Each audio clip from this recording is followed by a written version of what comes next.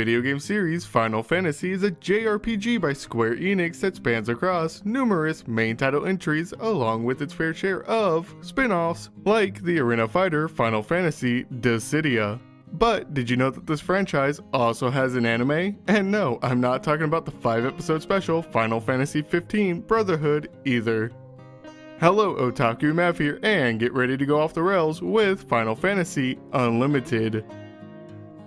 Final Fantasy Unlimited was made by Studio Gonzo and aired between October 2nd, 2001 to March 26, 2002, ending with a total of 25 episodes. Now then, the series starts by showing a fight between two giant beasts, and after they each land a fatal blow on one another, the show then shifts to introduce its main characters, them being a pair of 12-year-old twins named I and U. The story of Final Fantasy Unlimited follows the adventures of I and U after they hop aboard a so-called ghost train to a parallel world known as Wonderland.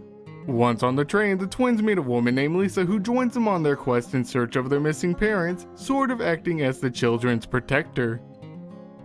From learning about the plot and the main characters, now we come to the topic of how the series is structured, all of which is basically broken down into two sections that are defined by the mode of transportation used at the time, whether that be the use of the ghost train or the submarine.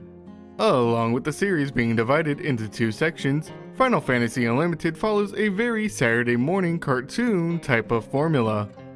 Following this formula, episodes play out by having its protagonists explore new areas of Wonderland weekly, having a run-in with one of the show's antagonists, and then proceeds to quickly resolve this encounter so that Lisa and the twins can make their way to the next area in Wonderland. Alright, so knowing that the main trio will run into an enemy in every episode, let's take a minute to go over who the antagonists are. To begin with, the villains in the show reside in a floating fortress known as Gaudium. Gaudium is owned by the leader, Earl Tyrant, who is in search of fragments of an entity known as Omega so that he can acquire powers rivaling that of the Unlimited beings. The other villains in the series, often referred to as the Lords of Gaudium, serve under Earl Tyrant as his subordinates. These Lords of Gaudium range from the two plant-based enemies, Herba and Fungus, to Oscar and the aquatic lifeform known as Peace. Now, these four lords are the ones that typically attack our main protagonists, with the occasional help of the mysterious swordsman Makenshi. Moving on, now comes the problems that Final Fantasy Unlimited has, and to start off the problems of the show are the fights, or more accurately, the lack thereof. Because as previously mentioned, the protagonist will always have a run-in with one of the show's villains, and even though this happens, there's never the exchanging of blows. As for when the villain does appear, the most Lisa does is one attack, usually strong enough to get rid of any evil lackey standing between them and the lord they're up against that episode. And even then, it's just so that Lisa can get the kids out of harm's way. Once Lisa has gotten them to safety, then the man known as Kaze pulls out his mag gun and uses it to deliver an attack that causes the enemy to retreat, by summoning one of the many summons from throughout the Final Fantasy franchise. And man, is that underwhelming, as it happens every episode. Not to mention that Kaze is somehow always in the same area that our main trio's exploring at the time, even though he's only seen aboard the train once.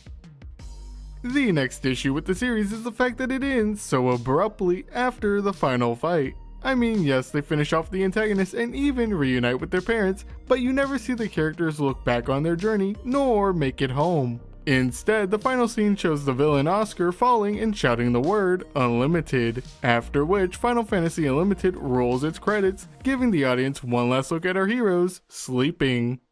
Continuing with the topic of Final Fantasy Unlimited's ending, the reason behind said ending is due to the fact that it was originally supposed to have 52 episodes, but due to low ratings and, as some say, the failure of the movie Final Fantasy The Spirits Within, it was cut down to the 25 episodes that we got.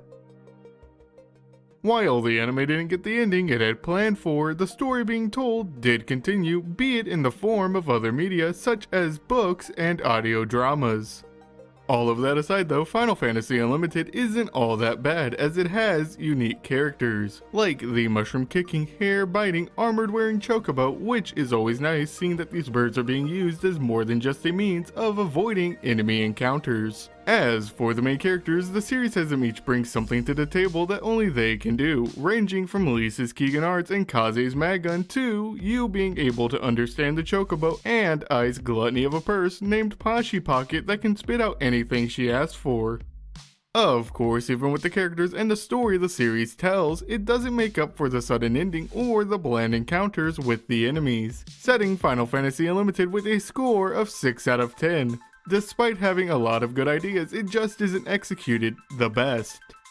That's all for this video. I'd love to hear your thoughts in the comments. Remember, if you enjoyed this video, hit that like button, and if you're new, subscribe and ring the bell to stay up to date with new videos. I'm Otaku Mav, and I'll see you next time.